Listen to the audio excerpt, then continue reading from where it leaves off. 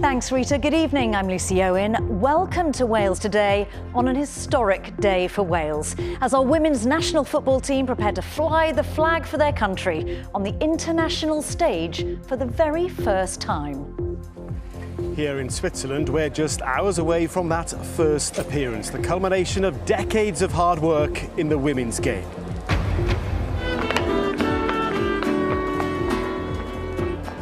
It's pretty lively here in Lucerne. Thousands of fans have arrived, many following this Wales team away for the very first time. It's an amazing sight. The mountains I can't believe it. Memories to create for our young ones. There's going to be there's no value to put on that. The players at the stadium tonight, taking it all in. Tomorrow, they'll be emerging onto the pitch to make history against the formidable Netherlands side. Meanwhile, in Cardiff, thousands of Oasis fans from right across the world have descended on the capital for their highly anticipated reunion tour. There have been sing-alongs in bars and bucket hats aplenty as the city gears up for a huge moment in music history. First time we watched it together was 1996. Yeah, in the CIA, and we're super excited. Amazing atmosphere. Got the music, everyone's ready, everyone's got the merch on. We've waited a long time for this.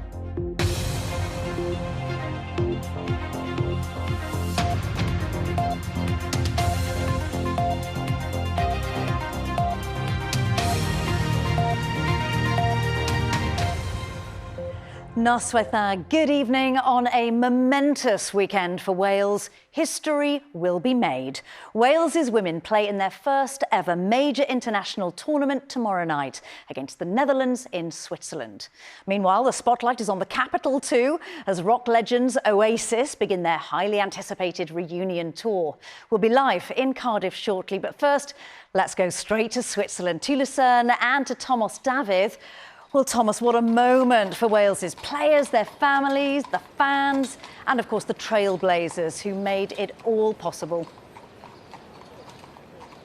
Yes, Lucy, the elite of European football have gathered here in Switzerland, and for the first time, Wales have earned the right to join them. Welcome to Lucerne, where within the last few hours, Wales's players have arrived ahead of their history-making first appearance at a major finals. Within the last few minutes, head coach Rhian Wilkinson has urged the players to show the world what Wales is all about. So what can we expect over the next few days, possibly a few weeks here in Switzerland? Well, Wales have a total of 3 group games. It all starts here against the Netherlands, and the Netherlands going for their second title in 3 attempts. Then it's off to St Gallen on Wednesday to take on France, semi-finalists from last time round. And then the third group game a week on Sunday. And it doesn't get any easier, I'm afraid. It's the current champions, England. The Lionesses will be lying in wait. Finish in the top 2, and Wales will be heading into the quarter-finals, the bottom 2, and they'll be heading home. They have been written off by many, but frankly, the players couldn't care less. The wait is nearly over. Lucerne the setting for a momentous day. For the Barrow family, a first trip abroad supporting the women's side. So Switzerland, first impressions. The food's really nice. It's an amazing sight. The mountains I can't believe it. Memories to create for our young ones. There's going to be there's no value to put on that. My daughter's absolutely obsessed with football at the moment, so we thought it was a great chance just to come and support the women's team. But others aren't so lucky and can't get here due to a strike by French air traffic controllers having a knock-on effect across Europe. At the stadium earlier, the players taking a stroll in the Swiss sunshine on the eve of the biggest game of their lives. Honestly, to see the Welsh flag on the biggest stage is probably one of the proudest moments for me personally, and to have that happening tomorrow and to sing the national anthem here in this beautiful stadium, it's going to be a moment I won't forget. Our fans are always critical, just so loud in colour as well as voice. And why not be optimistic? Why not have that kind of attitude of like, let's go for it? This is our first tournament. We recognize that. There's going to be a lot of learnings, but equally we have nothing to be frightened of because we have nothing to protect. This is our first time, and I think that all the pressure will be on the other teams. Estonia. Just imagine how the players' families are feeling. Gail and Alan Clark's daughter, Olivia, is expected to start in goal. Just 7 years ago, she was playing Sunday League football in Lincolnshire, working part-time in McDonald's. I don't think you could get any prouder at all than what she's achieved so far. I mean, I thought I was proud before, but that game in Dublin, when they actually achieved qualification, she said it was the best day of her life, and it wasn't far off the best day of my life. From the day she's playing, I'm just so nervous. I spend the day crying all day. Wales's big moment comes after years of striving for equality. And it's remarkable to think that there wasn't an official national side until 32 years ago. This one, Thomas, was against Switzerland. Karen Jones and Michelle Adams played without any support or recognition. They tried to change that. We didn't have no physios or psychologists or kit people. Training was ad hoc. You travelled to North, you paid your own hotels and travelled to get there. And our first trip, we went to Italy and travelled for 3 days on a coach. And it was horrendous. They stand on the shoulders of those who've gone before, and to encourage the children and the youngsters of today to be standing on their girls, on these girls' shoulders in time to come. And that's important, I think. It's been important because everybody builds a brick to get there, you know. CBeebies Bedtime Story. The players now enjoy a higher profile. Tomorrow, they'll have the chance to rewrite their own story. But before all of you set off on your own adventure, I think it's time to go to bed. Exploring can wait until the morning. Sleep tight, little dragons. Nosta. I wonder how much they'll sleep tonight. Well, football bosses back home should capitalise on this tournament to help grow the game back home. That's according to the former Wales captain and vice president of UEFA, Laura McAllister. She also told me that she still encounters what she describes as micro-misogyny at the top of the game. More on that in a moment. But I began by asking her for her assessment of the importance of this tournament to the women's game. It sounds obvious, doesn't it? But it's massive. I mean, it's a historic moment to be here at last. It's been a long time coming and it hasn't been a smooth road at times. But now all the focus is on the game and our first appearance in a major women's finals. And I think it's, for those of us who've been out here for a week, we've been counting down the moments, haven't we, until we can see the team come onto the pitch and sing Hein Wlad van Hadau and see our flags and so on. So yeah, it's getting very real now. Yeah, we've had to be patient. Jess Fishlock said that just being here is not enough. What is the challenge for those running the game back home to capitalise on these Euros? In terms of what we do now in football to capitalise on this, we've got to squeeze every drop out of it, because this is a moment really for Welsh football and for Welsh sport, and actually for women in Wales as well, to see the profile of these great athletes and their characters and their determination and what they represent as well about Wales as a nation.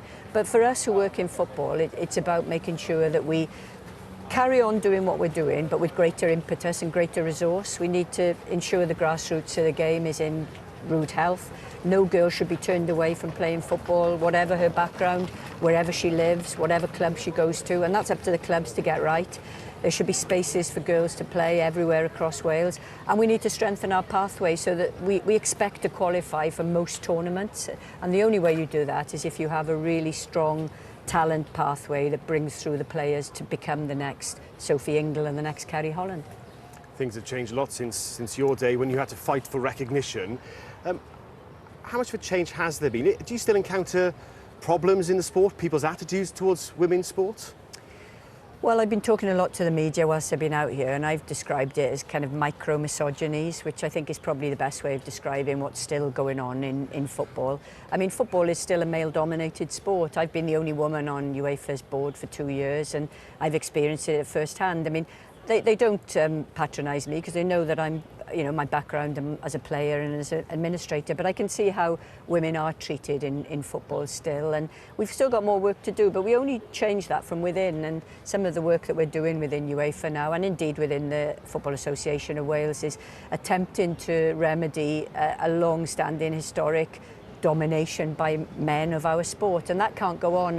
And tournaments like this are just such a great opportunity to celebrate all that's fantastic about women's football. But it's not. It doesn't stop once the final happens. It's about what we do next. Laura McAllister, thank you very much. Well, what about preparations back home? I can imagine it's pretty buzzing at Gwalior United tonight. That's where Wales' record goal scorer, Wales' record cap holder Jess Fishlock started out many, many years ago. Let's join Milleri Williams, who's there for us. Milleri, I gather they helped develop some other notable players there too. That's right, Thomas, because it's here, of course, at Ocean Way that Gwalior United do train, formerly known as Cardiff City Ladies. And yes, you've mentioned some names already, Jess Fishlock, Carrie Jones, Sophie Ingle. They've all played here and they're inspiring the next generation. And we're joined now by two young players. We've got Anna and Bella. Anna, how do you feel about seeing Wales women reaching the Euros for the first time? I think that I'm very proud of them, and it's incredible that they're really there. It's probably one of my dreams to go there, so yeah. And knowing that people like Sophie Ingle, Jess Fishlock have played here, how does that make you feel? Very happy, and I just like playing here. It's really fun. Bella, you've met some of the players, haven't you? Tell me about that. Well, a few weeks ago I went to a festival and we played loads of football, and then all the players came and they gave us a piece of paper and they came and signed all of we went round and we went to go see them and they signed paper for us. You must be so excited for the tournament. How do you hope Wales will do? I hope they do really well, and I think it's really cool how they've gotten so far.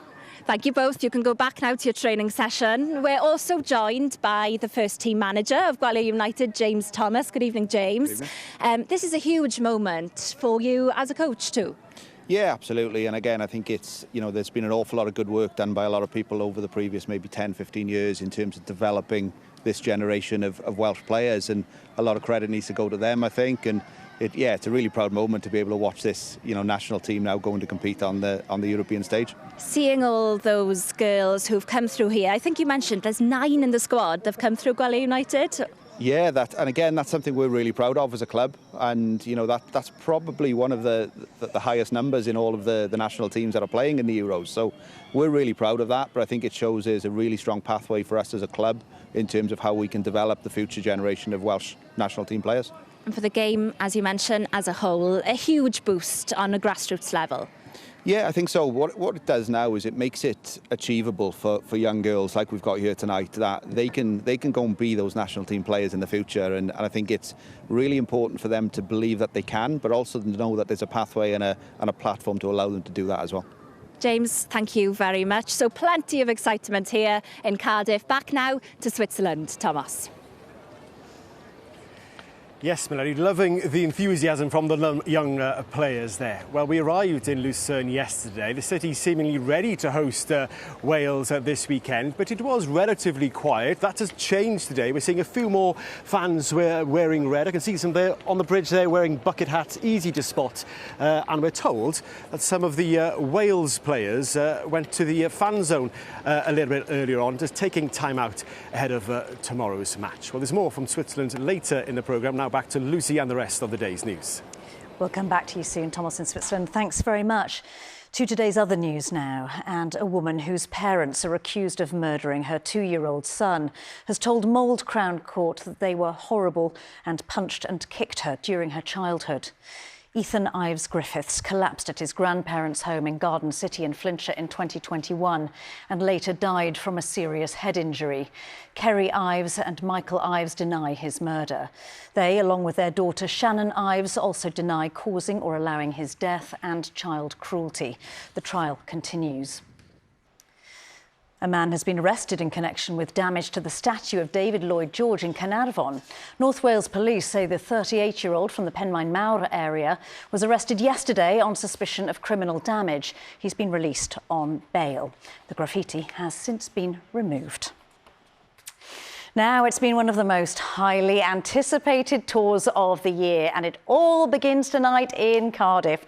Thousands of fans have started filling the Principality Stadium for the opening gig of the Oasis reunion tour. The 41-date world tour kicks off with concerts in the capital today and tomorrow, and Lucy Vladev is outside the stadium for us this evening. Lucy.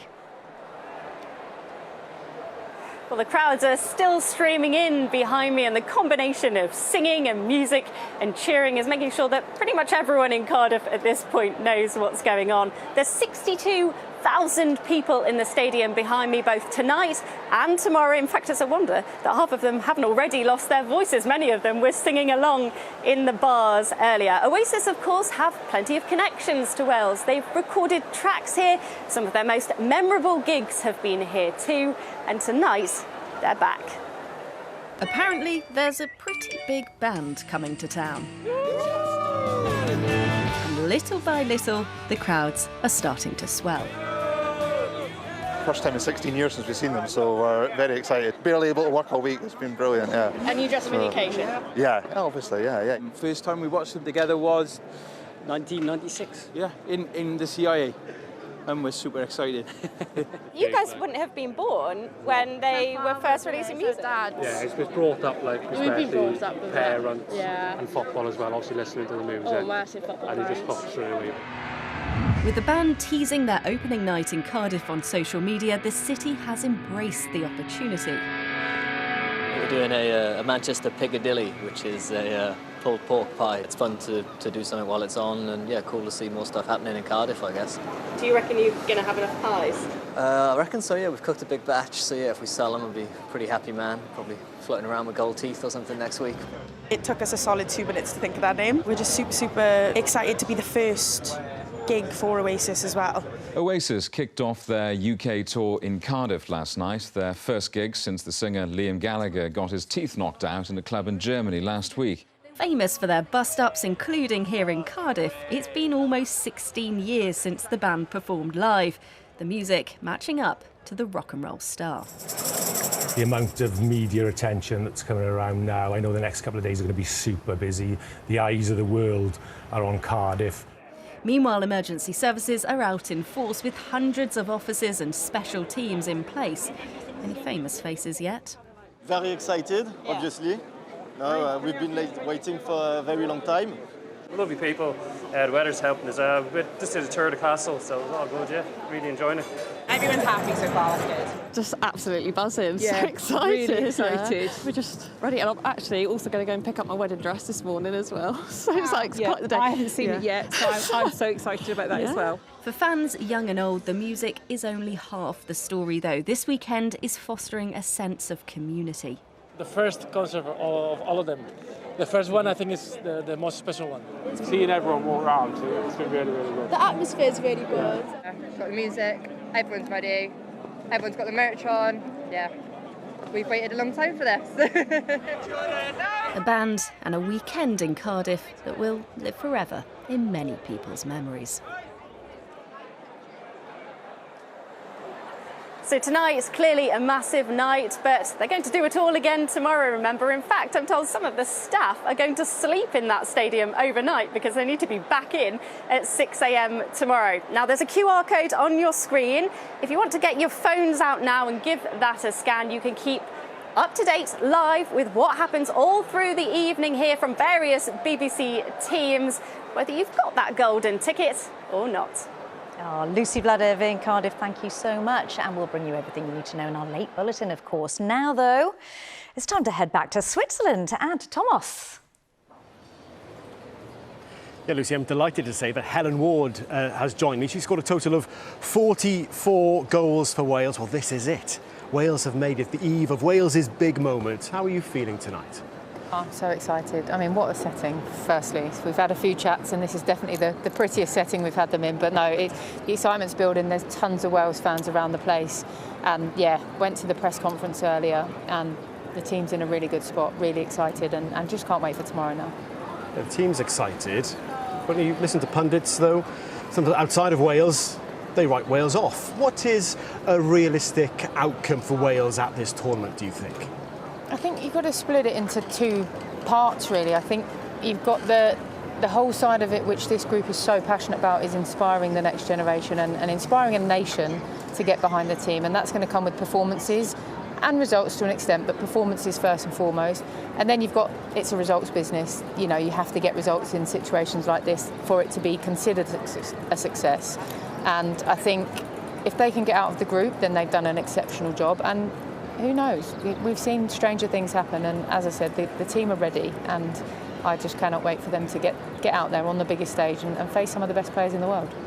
You mentioned some of the best players in the world there. Netherlands tomorrow. I gather it was rather a spicy press conference earlier on between their head coach and the media. How much of a challenge will they be tomorrow, first up for Wales? Yeah, I mean, they've got a squad packed full of talent, many of them playing in or have played in the WSL, so they'll be familiar to our players. You know, at club level, they'd have played with and against those players for a number of years, which I think is a good thing because it means it's not sort of the unknown and anything too overwhelming. So for me, out of the 3 teams we're going to face, I'm not sad that it's Netherlands first. I think it's a real opportunity. The pressure's all on them. They're former winners. They qualified for tournaments for years and years. And for us, there's no outside noise, there's no outside pressure. But I think it's a real opportunity to go and get a positive result in the opening game, which then can set us on our way. And briefly, how will you be feeling tomorrow when the players emerge from that tunnel onto that pitch to sing the Welsh national anthem at their first major tournament? Proud. I just think there's such a wonderful group of people. I've still got many friends in the team, so that overriding feeling will be pride. There will be nerves mixed in, of course, but thankfully I've got co-coms to keep me occupied and keep my mind on something other than the result itself. But no, it'll be pride and excitement. Helen, good to talk to you. We'll chat again during this tournament. Thank you very much. And there's more from Switzerland tomorrow, earlier than usual, just after midday, and the match is live here on BBC One Wales. Kick-off is at 5 o'clock. Before I go, I think it's worth reflecting that for the players and the fans, well, they've had to be patient for this moment because for decades, women's football was underfunded, underloved, disregarded. So tomorrow will be the culmination of the effort and the hope of all of those who played before. And tonight, the players are settling down, ready for their big moment on the biggest stage of all, their first major tournament. We'll be handing back to Lucy in a moment, but first I leave you tonight with some encouraging messages from some familiar faces as Wales prepare for a footballing first. Enormous luck, not that you need it. I will be following, I will be watching, you're going to absolutely smash it.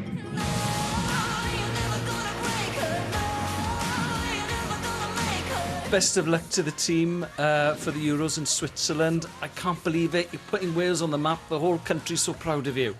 Good luck, Mo Baghachi, so proud of you, go and smash it. We're so proud of you here in Wales, flying that flag, so just do your best and we'll be supporting and cheering from home. All the best, enjoy, fly that flag and bring the cup home.